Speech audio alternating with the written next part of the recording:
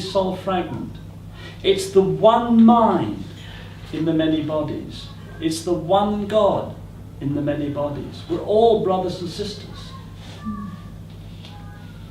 The idea I'm working with is that a long time ago, around about 26,000 years ago, at the beginning of a cycle of 4 ages called yugas, you as a mind was seeded by an angel, by someone who's already a manager, and they've seeded you onto this planet. And the planet goes through these 4 stages, which is the golden age, which is the kindergarten, and then the silver age, which is the primary school, and then there's the brass age or bronze age, which is secondary school, and then the Iron Age, which is really hard and brutal, which we're in at the moment, which is university. So paradise, being in the Garden of Eden, that's for the little babies, little baby souls, at the beginning of the process. But you guys don't want to be sitting in paradise.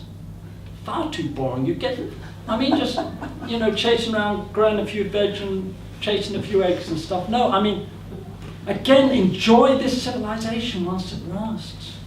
Relish every moment of Facebook. Whatever else is going, the internet and the opportunities. Because we're here to experience. And I got this idea that just as you have been going through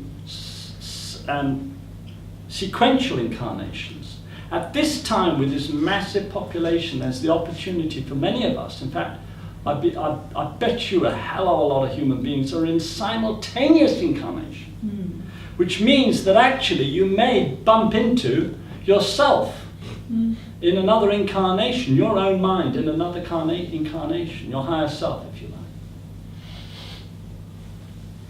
I have. There's one incarnation of me who's imprisoned in Australia. I don't know whether he's out yet. There's another incarnation that's a professor of chemistry in Germany. I don't know whether he's still alive yet. I'm not bothered. I just happen to know that there are other fragments, soul fragments, going through, because it's such a valuable time. There are things you can experience now that you could never experience in any other age.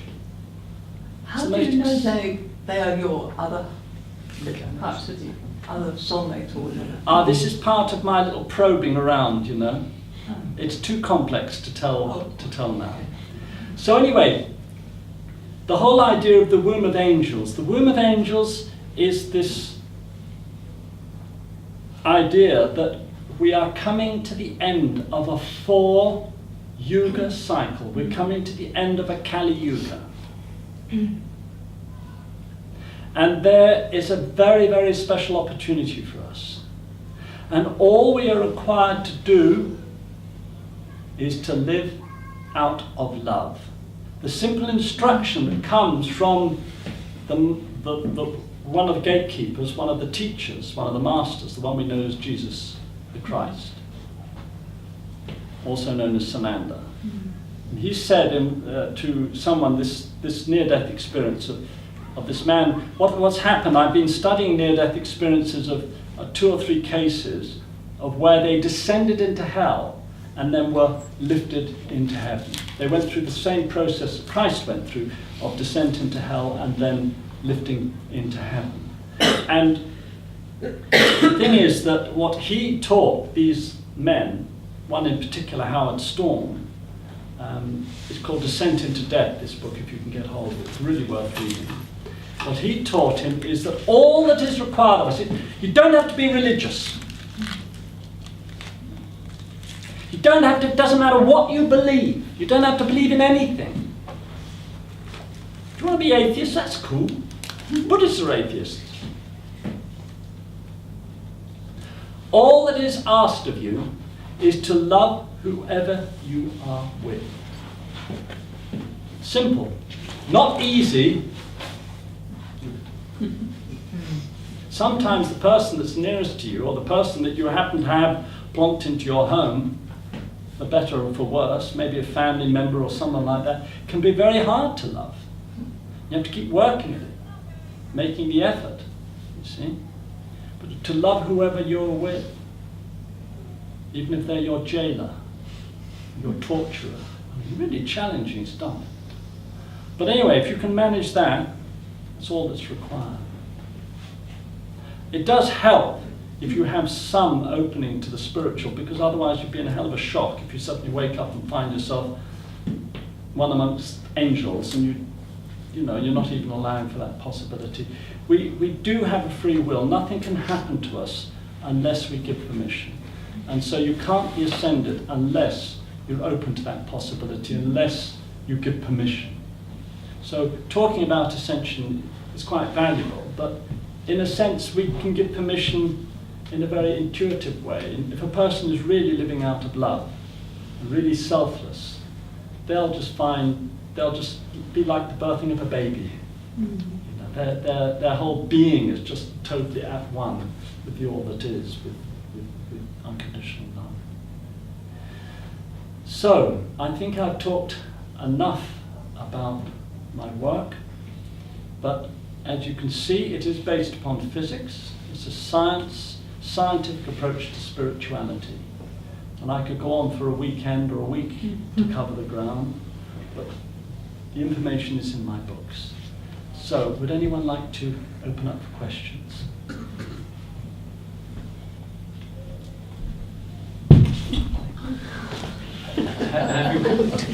I'm still here. Have you communicated with angels directly? I don't tend to have that same gift that a lot of people have of communicating with angels. I did have an experience of where I had an apparition at Medjugorje.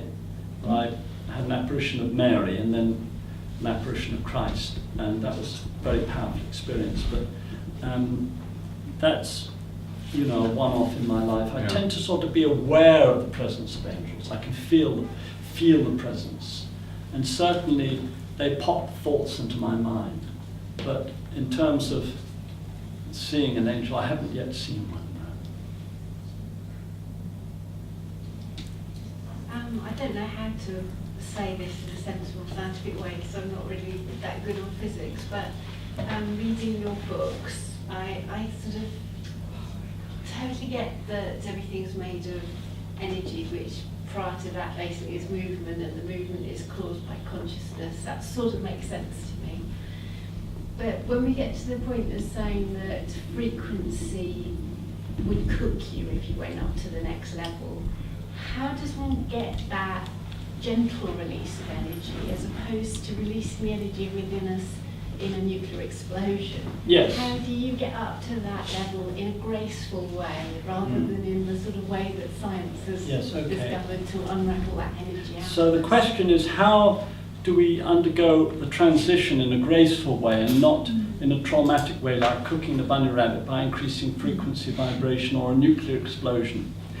Increasing frequency of vibration or causing a nuclear explosion, that is unraveling the vortex, doing anything to the waveform or doing anything to the vortex form, that is physics, that's pretty traumatic, okay?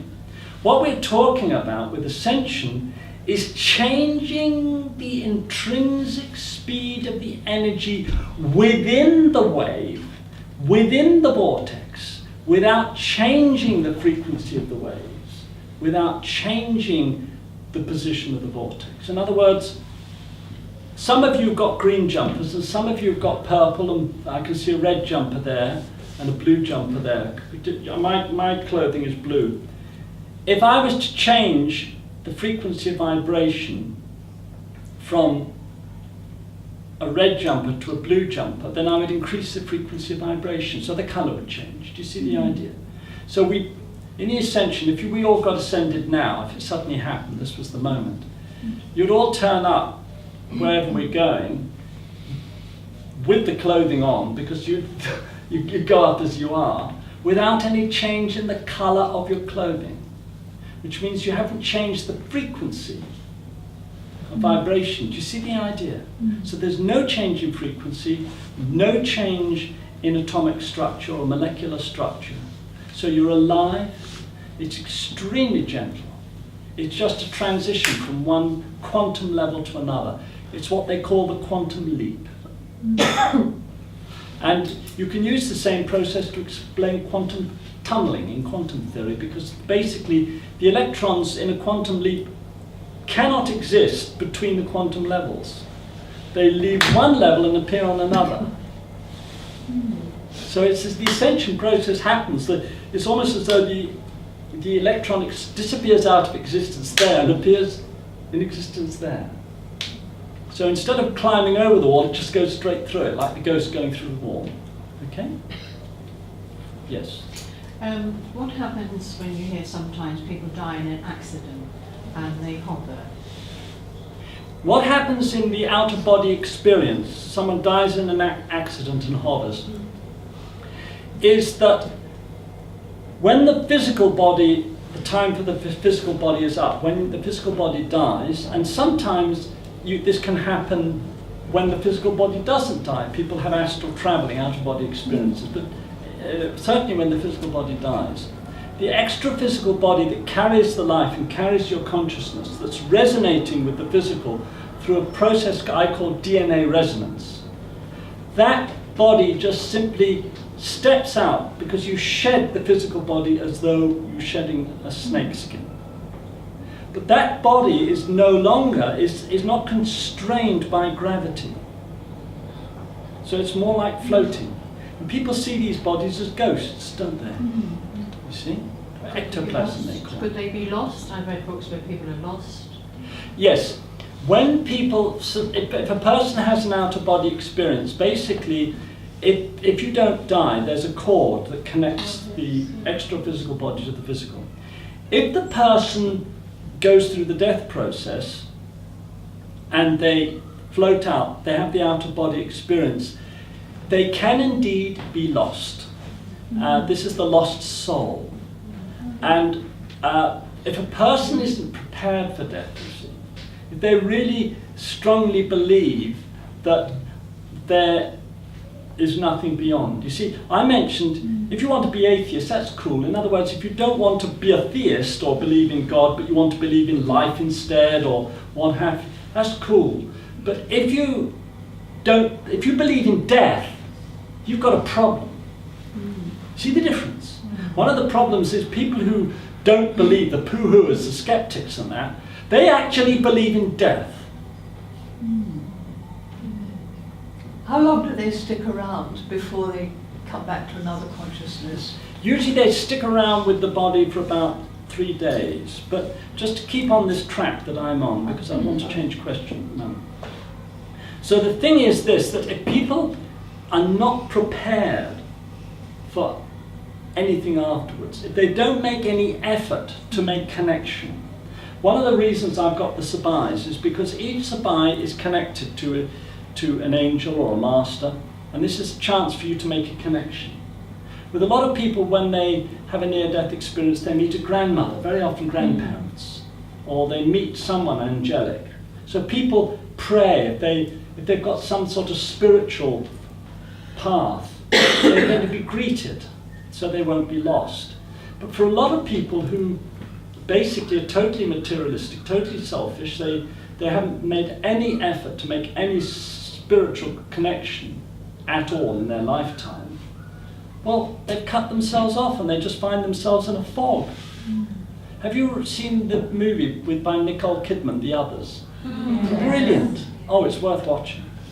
Absolutely brilliant. You know, they've got the fog and everything like that, you see. So the thing is that, you know, there is the darkness, there is the fog, and this is where you're talking about the issue of hell. Going into that polarity, going into the darkness, beings that are lost, and you know, yeah, it is a cause of concern, and so I feel, you know, I use prayer every day. I don't pray for me, I just pray for others. I pray for the family, and I pray for friends, and I just pray for people, because that's one of the things we can be doing with our time, is praying for other people. Really important, that.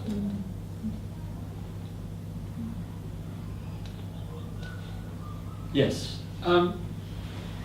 Could we understand the extraterrestrial phenomenon Yes. or apparent ET phenomenon in terms of the greater than speed of light beingness? Because clearly a 3D being, if there were such things, couldn't travel across space and time so much. Would they have to exist in a greater than speed of light, sort of fourth dimensional state of being? This question is about extraterrestrials. My view on the matter is that the speed of energy is depressed for this planet. My feeling is that the speed of energy in the universe at large, is much faster. Like 16 times the speed of light is much more like the speed of the energy in a lot of the other. The idea I've got, if you have goldfish bowl, and the analogy I use is there's a goldfish in a pond and it's got a disease. So you take it out of the pond and put it in the goldfish bowl. And you keep it in quarantine. And I believe that that's us, that we're like goldfish, we're in quarantine whilst we go through this process. And there's a quarantine barrier, the ring pass knot that Alice Bailey spoke of, you see. And heaven and hell are still contained by this quarantine barrier. It's only through ascension you punch through it. So the thing is that these extraterrestrials that come and go, I believe are beings that belong into space, they belong in space, but they are accessing our zone and coming into our zone, and they can decrease the speed of their energy. And a lot of UFOs are this, but I also believe that the matter, the 99.9% of the universe is non-atomic matter. It's just particles, charged particles, that are not organized into atoms as we understand them. And so there are other forms, there are other fields, matrices, ways that, electric particles, vortices can be organized. And many of these beings have a completely different physics. They're based on different laws and much more space plasma. I think you'll understand a bit, John, about plasma physics. John at the back there is a physicist, you see, and he's involved in a lot of this advanced stuff. And the thing is that the interesting thing with UFOs is the way they appear and disappear. So they're moving in and out of space-time, you see. And really, a lot of these extraterrestrials have no business here. And it's quite a tricky situation because this quarantine barrier protects us. So we're protected to a large extent. But if human beings exercise their free will to invite extraterrestrials in, then they can break through, because this is our world if we want to invite them in. So, we have to be very careful of the way we interact with beings that are not of this world. I personally believe that the God of the Old Testament is extraterrestrial. I think the word angel is just another name for extraterrestrial, actually. Angels don't belong to this world, so they're messengers. So, and they're dark angels and they're light angels, so it's a bit of a mixed bag. So unless we really know what we're doing or who we're dealing with, we should treat anything extraterrestrial with caution. Okay. But certainly, what I haven't mentioned is a very simple law, which is very important, and that is the law of subsets. All speeds between 0 and the speed of light belong in our world. All speeds between 0 and twice the speed of light belong in the extraphysical. 0 to 16 times belong in the superphysical. That means they can see us, but we can't see them. That means our world is part of their world. When you go through the death process and you move out of your physical body, you don't lose anything. You can still move around in this world, which is where you can haunt your grandmother's house or something, you know what I mean? So the thing is that and that's why it's so confusing, because people don't know they've died. So the thing is, we're very vulnerable. And there are a lot of defenses up to protect us.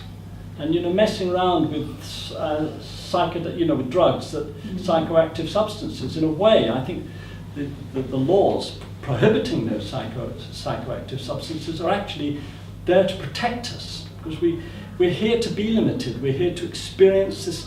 We're not supposed to be escaping drugs and alcohol and things like that. Yes. Can I ask you another one? Spiritualists, Yeah. when they communicate with the other side, what level are they going to, or? Extra-physical. Most psychic phenomena is extra-physical.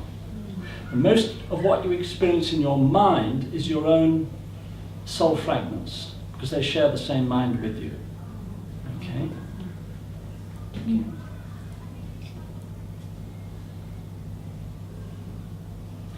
People like Jesus Christ, Mother Mary, the saints, if you know a lot of people like Francis of Assisi, they are what I call superphysical. They are, fifth dimensional or beyond. They come from the ascended states. So they're broken through before us to guide us, to show us how they're way showers. So can we only ascend through death? No, you can ascend whilst you're alive. The ascension process, you don't need to die. Well, At this time, when the moment of ascension comes, it's an opportunity for everyone who's alive to go off in their physical body as well as their extra-physical. So what do you propose will happen when you reach that?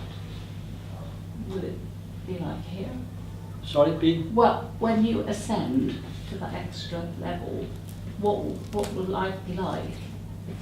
Well, the thing is that in the extra-physical, it's not an ascension, it's just a separation of the soul body from the physical body.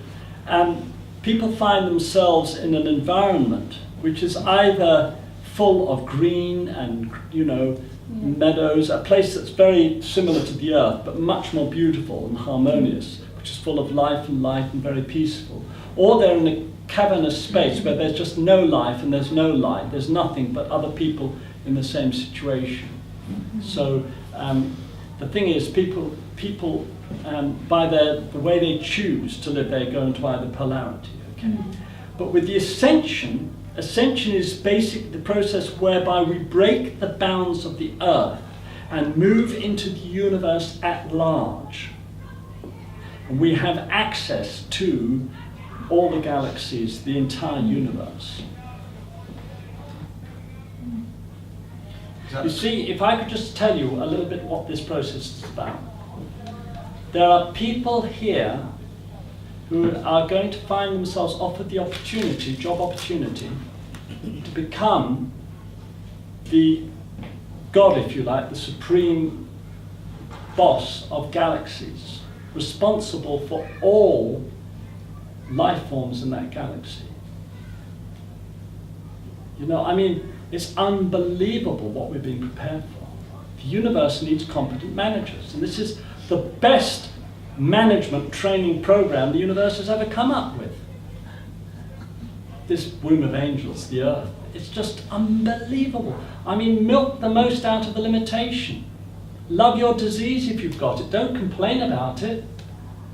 Because whatever suffering you're going through, aches and pains, that's a valuable experience. That's what we're here to experience. Not just pleasure, but pain as well. Getting old, aging is just, I'm loving being in my 60s. I can't wait to be 70. Don't keep harping back to your youth. Just accept whatever happens. Yes. What I'm curious about is all the works of art and the poetry that's been written and the music that's been written that never actually had a life on earth because it didn't get published and no one knew about it. Do all these works of art and philosophies and things go somewhere where people can appreciate them?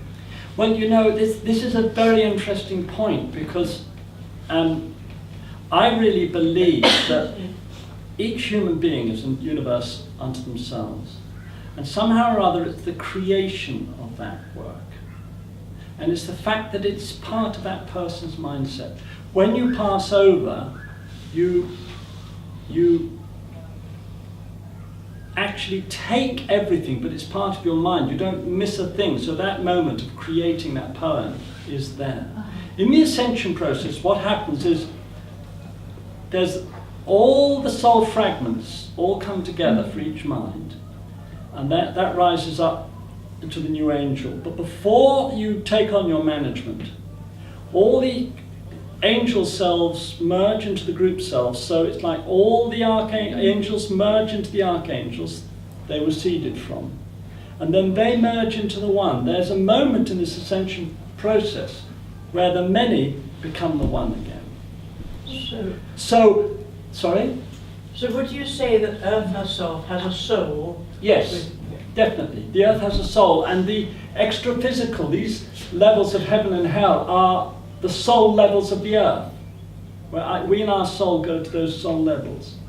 But what I wanted to say is there's a moment whereby we all become one. So it's like, I don't need to read your poetry or see your picture. It's enough that you've created that poetry, you've created that picture. Because at that moment, that is my poetry and my picture, because the many become the one. When I come back with that poem and that picture as part of my reality. I have it there with me to access forever. Because just as at the moment we, as an individualized mind, you have access to all your soul fragments, but in this greater reality you have access to the all. So it's like God is going to be reborn. This is the amazing thing. It's not just the birth of the angels, it's a rebirth of God. If you see God as the universal consciousness, because we're given the gift of life, and we give back to the source the gift of experience. We're having experiences now on this planet that God has never had before. Because there are things we're creating and making and experiments and that have never been done before. God's having a marvellous time in humanity. Fantastic. So on that note, I'll finish. Thank you very much.